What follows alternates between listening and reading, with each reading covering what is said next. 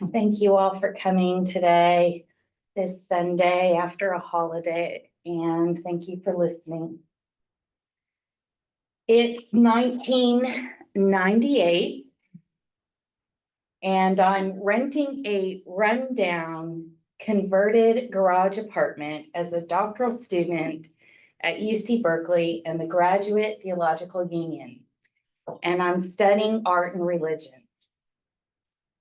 I've come here chasing a hazy dream, hoping if I join the club of academics holding doctoral degrees, maybe I will feel worthy, valid, and important. I'm continuing an elusive chase I've been on for most of my young adulthood. I want the fulfillment I think everyone else has of knowing their right place in the world. It hasn't worked. Although I love my studies and spending hours at a table lit by sunshine coming through stained glass at the Dominican Library, I'm overcome with anxiety and overwhelmed. I'm having difficulty balancing my side job as an artist in residence at a local school with the long hours of heavy philosophical reading and writing that take up all my nights and weekends. And I'm lonely. Too much in my head, running very low on money, and always lacking sleep. Outside my junky little studio apartment with missing ceiling tiles and a leaky bathroom faucet is a tiny courtyard of sorts, a floor of uneven bricks with patches of dirt scattered around. I've decided to make this my hidden secret garden. I take breaks from writing my dissertation and crouch down outside by the dirt. I can't afford tools. I use my hands, digging into the dry dirt, picking out rocks and dried bits of roots from the weeds. I'm too focused on my writing to have any real vision for the space. I know something will grow here eventually. For now, I'm just content digging in dirt. As the deadline for turning in my writing draws near, my anxiety grows to a panic, along with a barrage of self-doubt and in deep insecurity. Cori, you're not good enough. Cori, you're always pretending to do things you don't really know how to do. You're all alone, Cori. You should give up, Cori. I escape the shadow veiling my thoughts by digging and picking rocks, digging and picking rocks. One afternoon, while I kneel down, my knees scraped and dirty from kneeling to dig, I feel the thought. It starts in my dirty fingernails and travels, spreading through my arms and into my chest and upwards to my head. I have to be happy right now, doing nothing more than digging in dirt, picking rocks, and living in a rundown studio.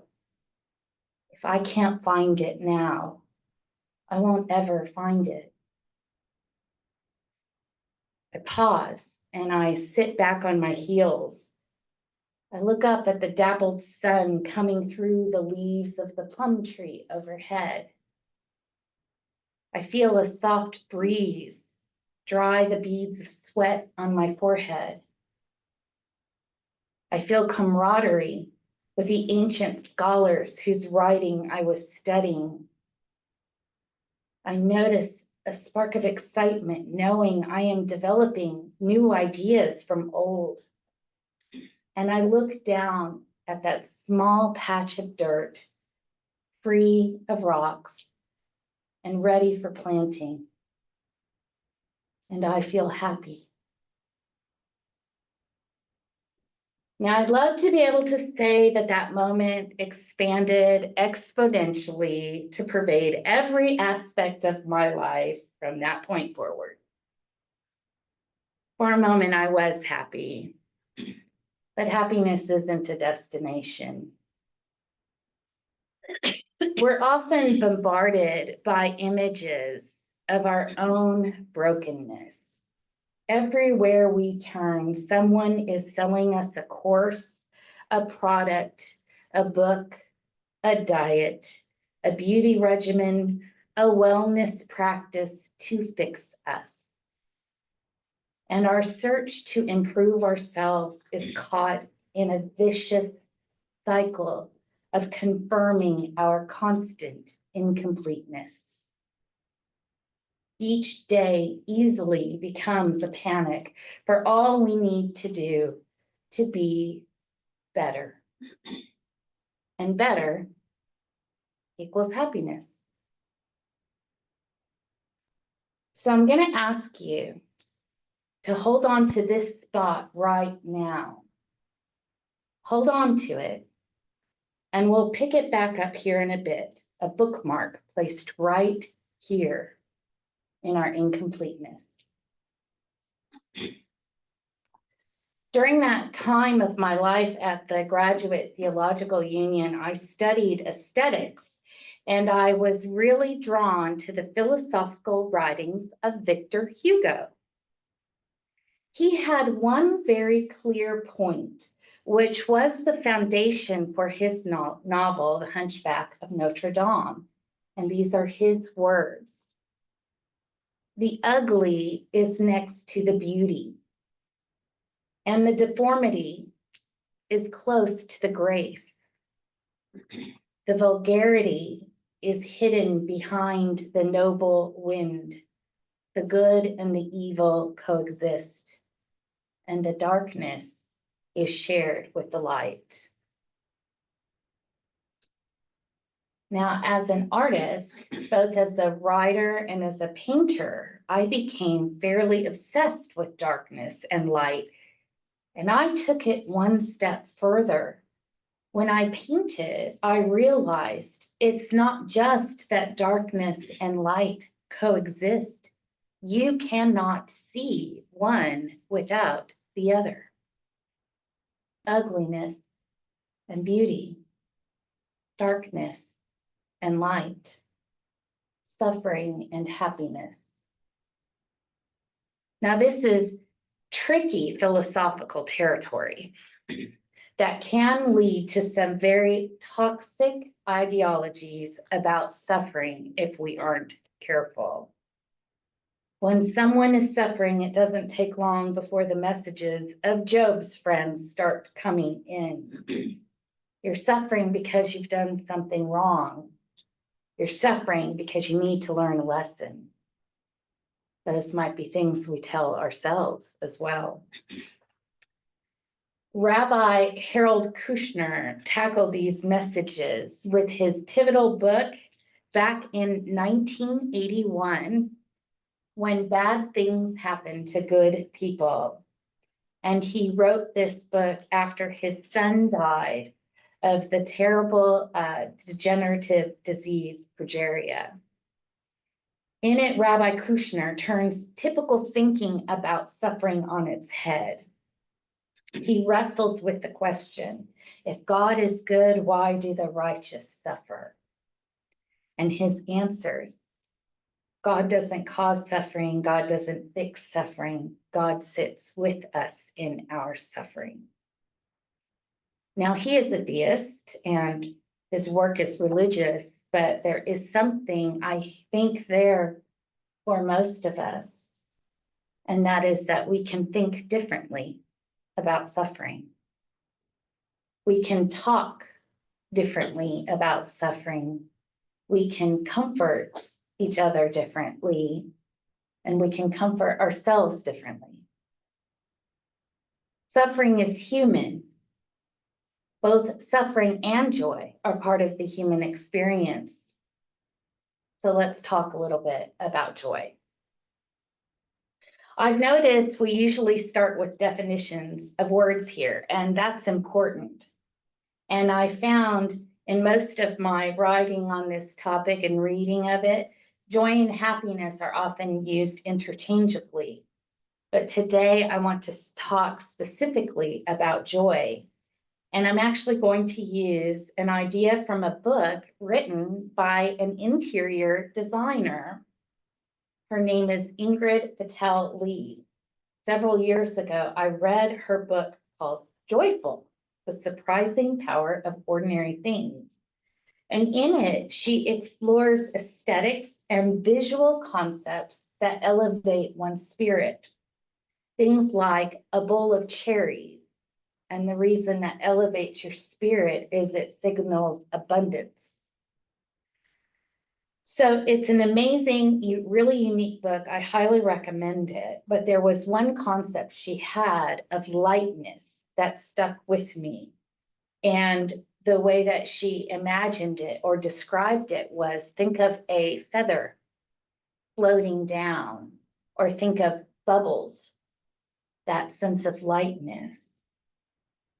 Joy are the moments amidst our suffering where light cracks through and shows us there's more to our experience.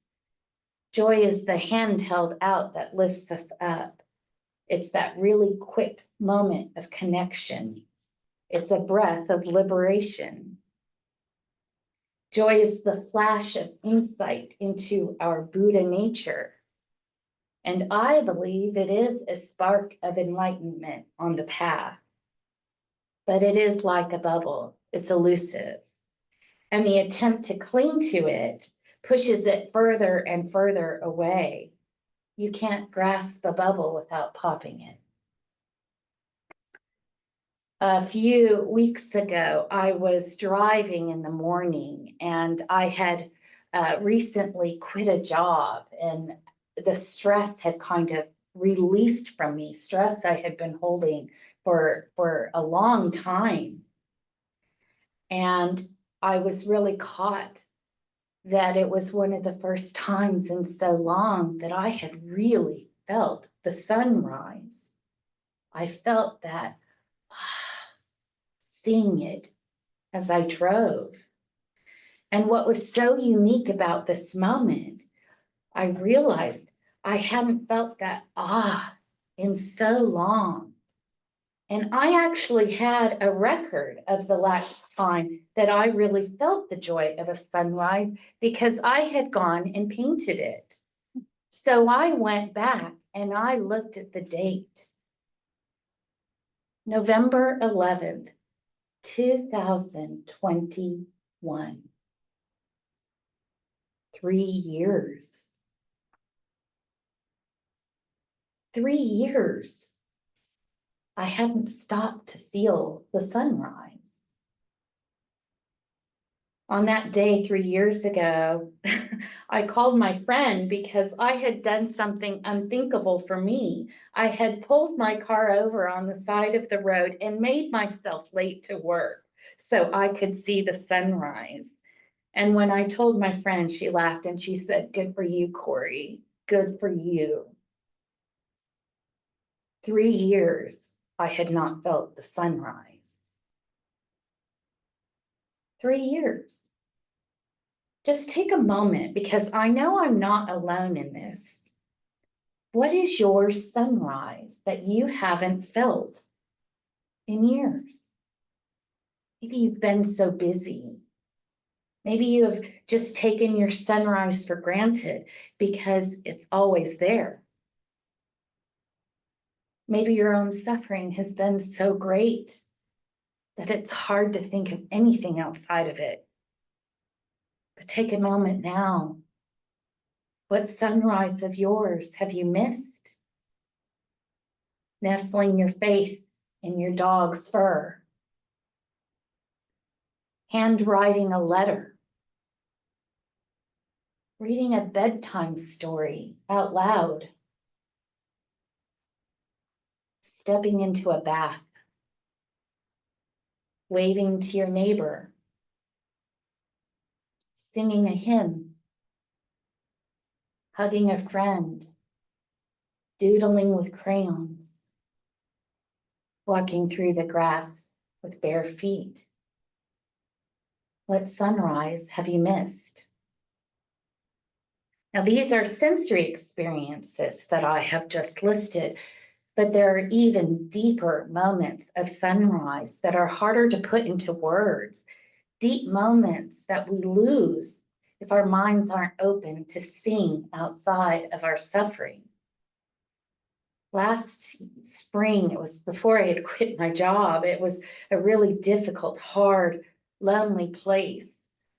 I was living in deep disappointment and hurt by people.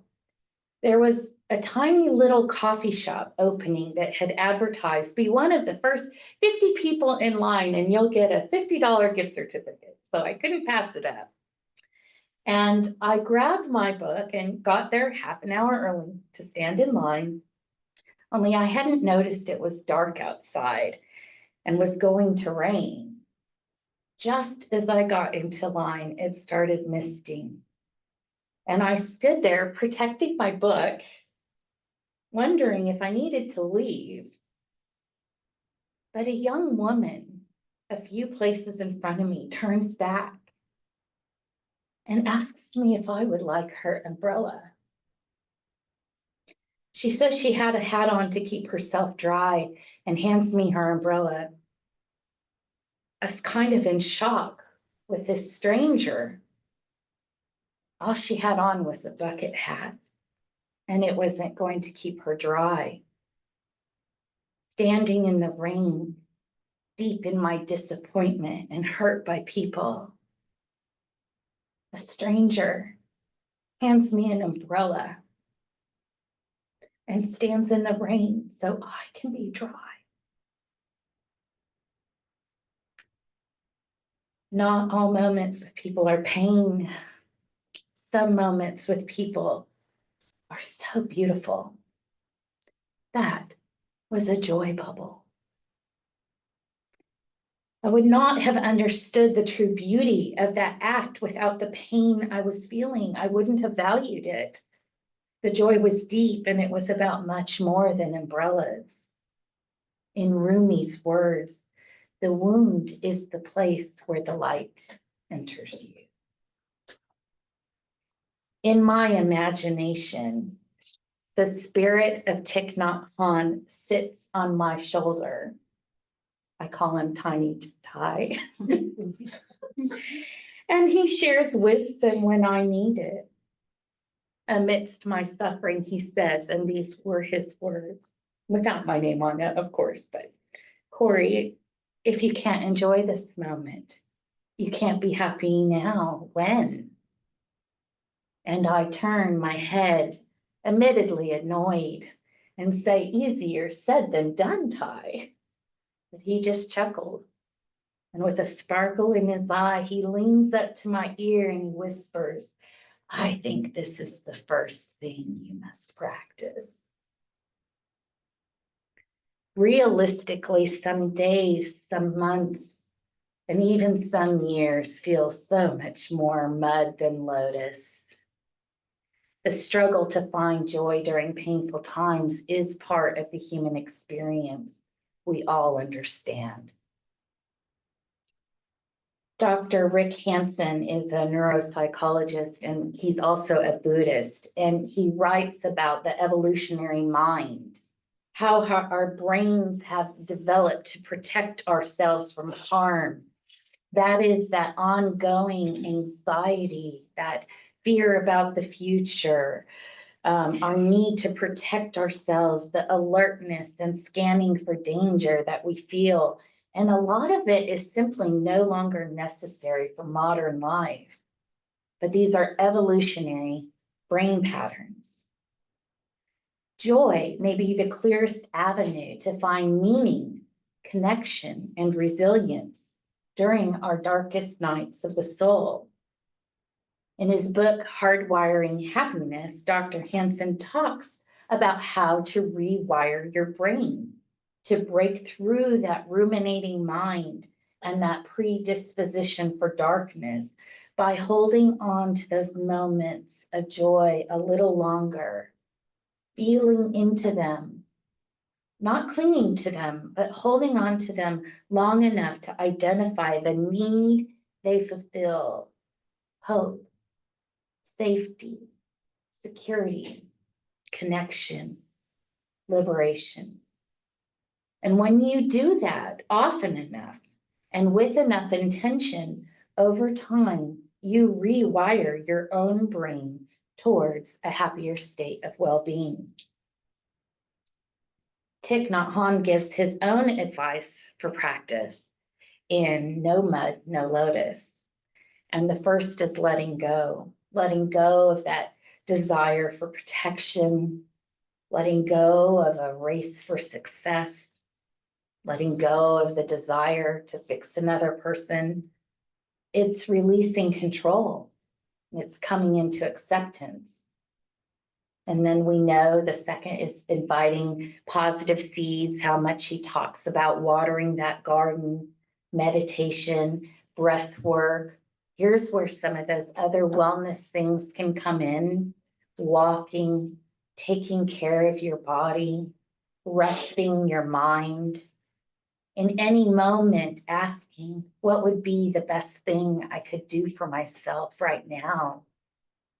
Think about how much getting sleep does for the mind. We can feel so distraught in the evening. Go to sleep. Our minds have time to detach from our thoughts, and we wake up feeling less burdened. All our other practices of taking care of ourselves do the same. And when we're rested, we're primed for that third practice, mindfulness. Being in touch with this moment right now, the feel of your breath, the sunlight dappling through the leaves of the plum tree, the mist on your face, the time in this space sitting together. We don't have to push suffering out. It has a movement of its own, and joy moves in. The fourth practice is concentration, meditation, breathing, playing a piece of music, knitting a blanket. Some of us were talking about crafts, they play a part. Fixing a car engine, following a ladybug with your mind as it crawls along the edge of a leaf. Concentration is a practice that allows that busy mind a place to focus outside of our brain, our pain. And the fifth practice is insight, clarity, opening your mind to a different possibility for seeing reality differently. The woman willing to stand in the rain signaled to me, people are not all bad. Insight is seeing suffering is only part of the human experience. Insight is seeing your own inner resilience and not just your brokenness. Insight is seeing that for all your moments of impatience and tones of frustration, you are also your moments of empathy, your quiet words of kindness. Insight is reminding yourself of your Buddha nature even when you don't feel it. So I asked you a few moments ago to hold on to that moment of incompleteness. Let's take that bookmark out. And I'm going to read you one last story. And this is one I wrote a few years ago. It's another story about digging called Excavation. It's just a giant sandbox. Standing at the top, it's hard to fathom this place. The Mineral Wells Fossil Park is situated just outside the old city of Mineral Wells, named for the lithium-based well water sold as crazy water because it was known to cure mental ails. The site was first a borrow pit for construction, When excavation at the site ended in the 1990s, 20 years of erosion of the surface revealed a treasure trove of sea species fossils from the Pennsylvanian period, 300 million years ago. That's 135 million years before the dinosaurs. A few folks are scattered through the pit, 3 or 4 small groups of people. How does one choose the best spot to find buried treasure? Just pick a spot anywhere and dig. You'll find it. I climbed the farthest side halfway up. It's around 11 a.m. and it's already starting to get hot. Sitting is a bit precarious with grasshoppers and flying beetles as companions. And the only things stopping you from rolling down the hill are a few wisps of long dead plants. Just pick a spot anywhere and dig. You'll find it. Only a few minutes after picking into the crumbly dirt, I begin to spot them. Fragments of ancient crinoids, sea lilies. Though they look like flowers, they were actually animals, part of a large group of invertebrate animals that includes starfish and sea dollars. Bits and pieces of their arms, stems, and roots are embedded everywhere in shale. It takes a minute for your eyes to adjust to finding treasures so minuscule. After about 20 minutes of digging, a family with children arrives.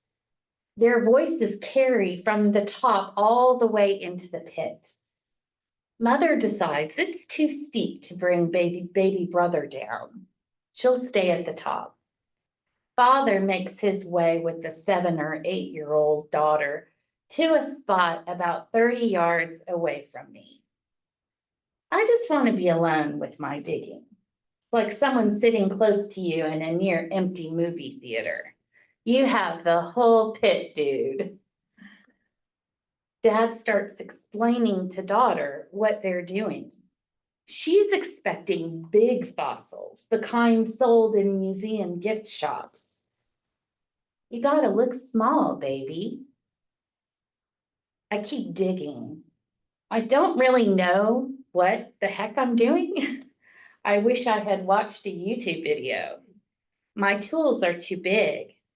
With each strike of my pick, I worry I'm breaking 300 million year old treasure that I just can't see yet. You gotta look small, baby. I'm finding more and more bits, spines and stalks and feathery pieces. Holy crap, how can there be so many bits of past lives everywhere, free for the taking?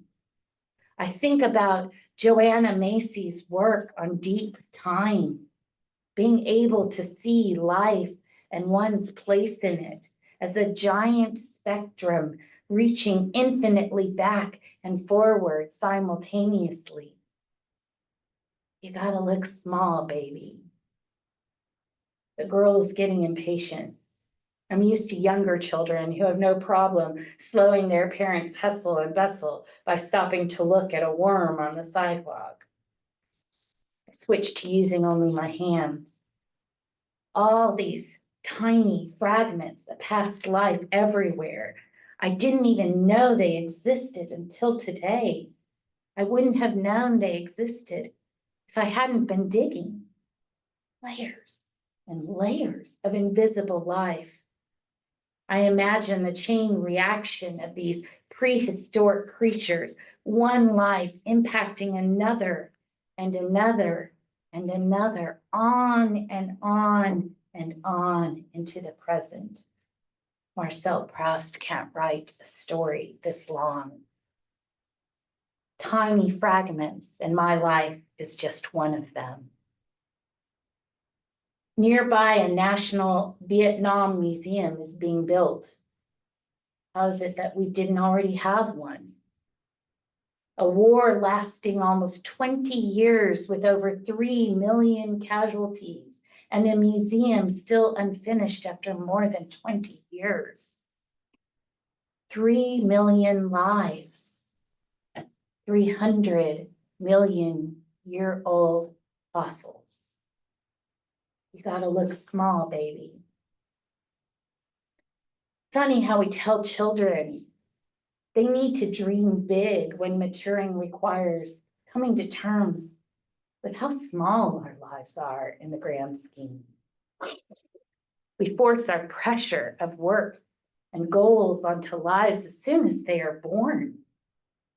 Instead of a continuum of life and time, we focus on the continuum of preparation.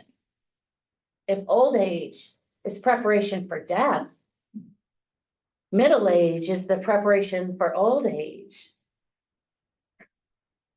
Young adulthood is preparation for middle age. Youth is preparation for adulthood.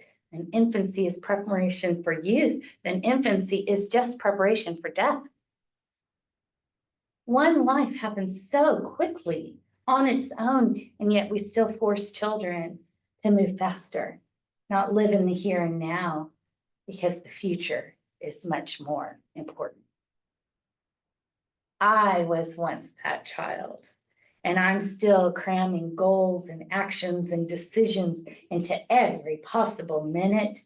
I've been running and prodding and pushing and pulling since the moment I stopped climbing my treehouse. Be better, be stronger, produce, produce, produce.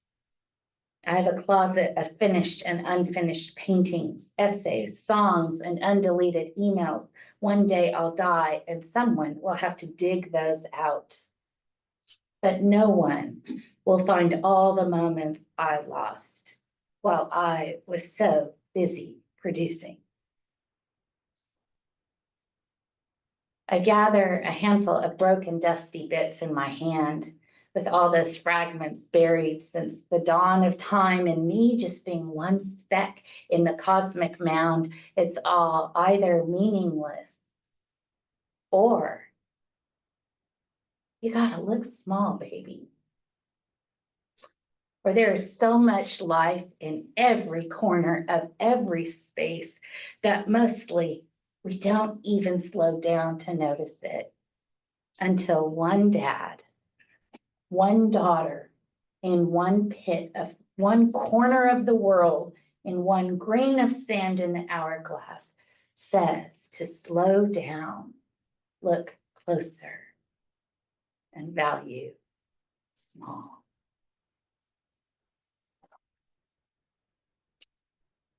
So that I looked this morning, and that Vietnam Memorial has now been completed and can be visited, since I wrote that several years ago. So I thought that what we could discuss tonight, we talk a lot about practice, but I think this is more about recognizing those moments, those joy bubbles. And so I thought it would be meaningful, and I'm kind of thinking of doing it as a large group, because it's really helpful to hear these stories. If anyone has a memory of something like that happening, it can be so small that, a pop of, being shaken out of your darkness